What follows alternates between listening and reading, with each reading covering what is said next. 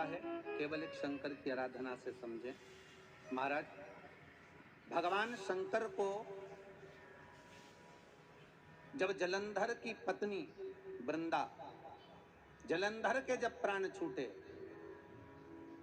तो जलंधर के प्राण छूटने पर वृंदा जब तुलसी का क्यारा बन गई और वो वृंदा ने श्राप दे दिया, हे शिव, ये नारायण, आपने मेरे साथ छल करा है तो आप शालिग्राम बनोगे, पत्थर बनोगे, पर शंकर आपने मेरे पति को मारा है तो आपका चढ़ा हुआ जल कभी मुझ में नहीं जाएगा।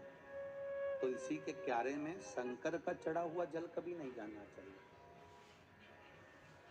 आप लोग अगर भगवान को थाली में, आपके घर में भगवान हैं बहुत सारे, होते हैं आप लोगों के, सभी लोगों के यहाँ होते हैं बहुत सारे भगवान, ठीक है, गणेश जी भी हैं सबके यहाँ, अरे बोलो तो लड्डू गोपाल भी हैं, फिर देवी देवता भी हैं बहुत सारे, फिर शंकर जी भी हैं, तो सबको एक ही थाली में रख लिया और थाली में रखकर सबने उनको स्नान कराना चालू कर दिया। अब सबको स्नान कराया तो शिव जी को भी कराया, बोलो कराया कि नहीं कराया, थाली के अंदर रखकर। अब तुमने स्नान तो करा दिया, स्नान कराने के बाद वो जल को क्या करा तुम लोगों ने, ले जाकर तुलसी के क्यारे में डाल दिया। तो महाराज जी, पहले के समय में क्या कालसर्प दोष, पितृदोष नहीं होता था? बिल्कुल नहीं होता था। पहले के समय में ना काल सर्प दोष होता था ना पितृदोष होता था। क्यों? तो क्या घर में लोगों के शंकर जी होते थे? लोग शिव जी को स्नान कराते थे, पर घर में बगीचा, खलियान, खेत, वृक्ष इतने लगे होते थे कि शंकर जी को स्नान कराने के बाद वो जल को ले जाकर वो भगवान को बगीचे में डाल देते थे, तुलसी के क्यारे में नहीं डालते थे। इसलिए ना पितृदोष होता था ना काल सर्प दोष होता था। अब दुनिया के लोग भगवान को स्नान करा के ले दे के एक ही पौधा घर में दिखता है, वो तुलसी जी का, बस स्नान कराया और तुलसी जी में ले जाकर डाल दिया। तो तुलसी जी में ले जाकर डाला तो उससे शास्त्र कहता है कि अगर शिव जी का चढ़ा हुआ जल तुलसी के क्यारे में जाएगा तो सर्प के डसने का दोष लग जाएगा, जिसको हिंदू धर्म में काल सर्प दोष कहा गया, जो काल सर्प दोष। अच्छा, बड़ा विचित्र काम है, कई कई गांवों में आप लोगों ने भी देखा होगा, यहाँ तो ठीक है परंतु हमने महाराष्ट्र में बहुत देखा। महाराज, कई कई गांवों में तुलसी के क्यारे के नीचे शंकर जी को रखते हैं, ये तुलसी के कुंड के अंदर शंकर जी को रखेंगे, पर यह दोष है।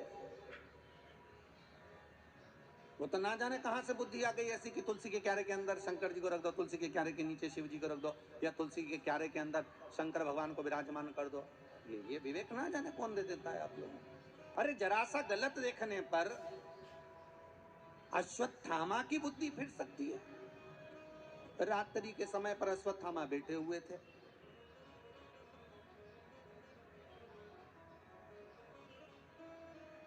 और रात्रि के समय पर अश्वत्थामा बैठे, और बैठे बैठे अश्वत्थामा ने क्या देखा कि एक वृक्ष के कोटर में कौवे के अंडे रखे हुए हैं, कौवे के बच्चे रखे हुए हैं, और एक उल्लू रात्रि के समय पर उड़ता उड़ता आया और वो कौवे के अंडों को उसने, रात के समय कौवा जब सो गया तो उसके अंडों को, उसके बच्चों को मार दिया। किसने? उल्लू ने। अश्वत्थामा ने देख लिया इससे जोरदार कोई काम नहीं हो सकता, अगर ये पांडव जीते नेत्र खुलने के बाद अगर नहीं मर रहे तो एक काम करता हूं, जैसे उल्लू रात को आया और उसने कौवे के अंडों को मार दिया, कौवे के बच्चों को मार दिया, तो अश्वत्थामा ने भी विचार करा एक काम करता हूं, मैं भी सोते समय पर जाता हूं और मार देता हूं। और अश्वत्थामा ने करा क्या, जब पांडवों के पुत्र सो रहे थे और अश्वत्थामा उनको सोते हुए को मार गया, सोते हुए। बस केवल रात्रि को एक जरा सा एक लीला देखी और उस बुद्धि में, अश्वत्थामा के उस विवेक में वो समाहित हो गया। गलत चीज लोगों की बुद्धि में तुरंत आ जाती है कि हाँ हाँ उसने ऐसा करा, उसने तुलसी जी के क्यारे में शिवलिंग रखा तो अपन भी रख लो, उसने ऐसा करा तो अपन भी ऐसा कर लो, और उसने यूं करा तो अपन भी ऐसा कर लीजिए। पर शंकर की कथा करें नहीं भाई, ये थोड़ा वंचिता होना चाहिए महाराज, जो शास्त्र सम्मत हो उसका स्मरण करना चाहिए। पहले के समय में दो दोष नहीं रहते थे, ना पितृदोष रहता था ना काल सर्प दोष रहता था। काल सर्प दोष कब आया? जब आप लोगों ने भगवान का चढ़ा हुआ जल, शिव जी का चढ़ा हुआ जल तुलसी में चढ़ाना प्रारंभ करा, तब काल सर्प दोष आया। और पितृ दोष पहले नहीं होता था। क्यों? क्योंकि लोग घर के मटके में से, घर के हंडे में से, घर के परिंदे में से लोटा भरकर पानी लेकर जाते थे और शंकर को चढ़ाते थे। घर का जो रसोई घर होता था, घर का जो रसोई घर होता था वो बीच केंद्र में होता था। रसोई घर घर के मध्य में होता था, तो वहां से जब पानी लेकर जाते थे, परिंदा, मटका, हंडा पितरों का स्थान माना गया है। वहां से जब पानी भरते और ले जाकर शंकर जी को चढ़ाते, तो पूरे घर में से पानी निकलकर जब शिव को चढ़ने के लिए जाता था, तो पूरे घर का वास्तु दोष, पितृदोष समाप्त हो जाता था। अब आज के जमाने में मंदिर कई लोटा उठाकर मंदिर कई पानी भरकर शंकर जी को चढ़ा देते हैं, तो ना वास्तु दोष समाप्त होता है, ना पितृदोष समाप्त होता है, ना कालसर्प दोष समाप्त होता है। पहले भी कथा में कहा, परसों की कथा में कहा कि लक्ष्मी जी अपने पास का अगर कोई सामग्री शिव जी को चढ़ा देती तो शंकर प्रसन्न हो जाते, पर लक्ष्मी जी ने करा क्या? जल भी लाई तो पार्वती की यहाँ से लाई। लक्ष्मी जी अगर जल लेकर आ रही है तो पार्वती की यहाँ से लेकर, आपके पास में जो है आप शंकर को वो समर्पित करो। और शंकर एक बात और कहते हैं कि मुझे दिखावा कर कर मत दीजिए, जो आपके पास में है, जो अपना है वो दो।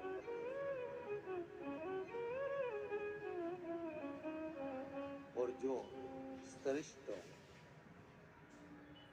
श्रेष्ठ जो श्रेष्ठ है वो दो। कहा मात्र एक चावल का दाना, कितना? जम के बोलिए। एक चावल का दाना शंकर जी को चढ़ाओ, पर आखा चढ़ाओ। कैसा चढ़ाना है? आखा, मतलब खंडित नहीं होना चाहिए। एक बेलपत्र शिव जी को चढ़ाओ, पर आखी चढ़ाओ। 4 दिन में आज हमारा दिल बड़ा खुश है। 5वें दिन उसका एक कारण है।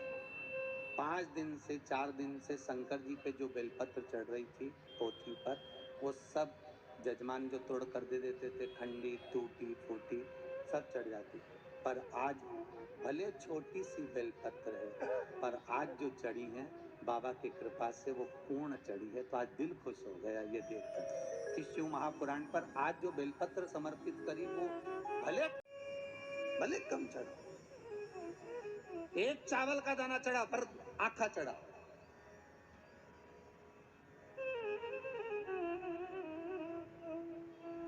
आज हमें बड़ी खुशी मिली इस व्यासपीठ पर आए, जब बेलपत्री थोड़ी सी हाथ में आई तो देखा कि भले छोटी सी है पर सुंदर कितनी है। आज बाबा इसको अंगीकार करेंगे, स्वीकारेंगे। शिव महापुराण की पोथी नहीं होती महाराज। 7 दिन, 9 दिन, 5 दिन, जितने दिन तक शिव महापुराण जिस जगह पर रखी रहती है, जिस कुल में, जिस परिवार में, जिस भाव में रखी रहती है, वहां पर ये 12 ज्योतिर्लिंग 7 दिन के लिए विराजमान होते हैं। उस पर चढ़ाई गई बेलपत्री का फल 12 ज्योतिर्लिंग पर चढ़ाई गई बेलपत्री के फल के बराबर होता है। 12 बेल ज्योतिर्लिंग के बराबर है मां का फल। एक आनंदी बड़ी प्रसन्न। थोड़ा दो भगवान को, पर अच्छा। पर दुनिया के लोगों की आदत ये थी, अच्छी चीज होती ना वो अपने लिए रख लेना। बहुत अच्छी साड़ी है तुम्हारे पास में तो बहू को दे दोगी, और अच्छी साड़ी है तो तुम अपनी बेटी को दे दोगी। साड़ी थोड़ी भी गड़बड़ है तो भागवत पे चढ़ा दोगी, इतनी खुश होकर चढ़ाओगी, भागवत महारानी पे चढ़ा दी। अब तुम सोचोगे भागवत जी पे साड़ी चढ़ा दी, और वो साड़ी जो किसी काम की नहीं, वो साड़ी जो किसी के काम की नहीं, जब तुम्हारी बेटी के काम की नहीं, तुम्हारी बहू के काम की नहीं, तुम्हारे काम की नहीं, तो तुमने जो भागवत जी पे चढ़ाई वो महाराज की पत्नी पहनेगी? अरे बोला तो कहीं नहीं पहना। पर एक चढ़ाओ, पर अच्छा चढ़ाओ। एक चावल का दाना चढ़ाओ, अच्छा चढ़ाओ। एक बेलपत्र चढ़ाओ भगवान को, पर वो अच्छी चढ़ाओ। एक पुष्प चढ़ाओ, अच्छा चढ़ाओ। एक वृक्ष की पत्ती चढ़ाओ, पर अच्छी चढ़ाओ। एक दुर्वा चढ़ाओ, पर अच्छा चढ़ाओ। एक लोटा पानी चढ़ाओ, पर अच्छा चढ़ाओ। दिल से चढ़ाओ। हमें नहीं लेना मंदिर का पानी, हमें नहीं चाहिए मंदिर का जल, हमें तो घर से लेकर जाएंगे, भले इतना सा लेकर जाए, वो चढ़ाओ। गुरु पूर्णिमा पर जब सीहोर लोग आते हैं गुरु पूर्णिमा महोत्सव मनाने के लिए गुरु दीक्षा के समय पर, तो वो अपने अपने घर से बोतल में भी पानी भर कर लेकर आते महाराज। उनका भाव कितना शुद्ध होता है कि यहाँ हम आए हैं तो बाबा के आनंद लेवे, चरण धोवे से तो हमारी इज्जत होवे, भगवान का स्नान करावे तो हमारा इज्जत होवे। ये भाव है।